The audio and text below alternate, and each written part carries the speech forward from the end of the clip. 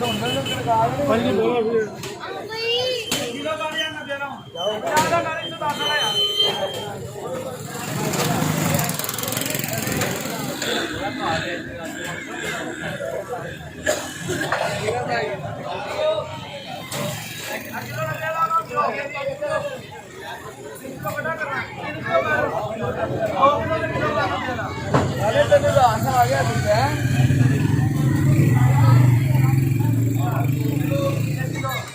ਵੀਰੇ ਅੱਗੇ ਕਰੀ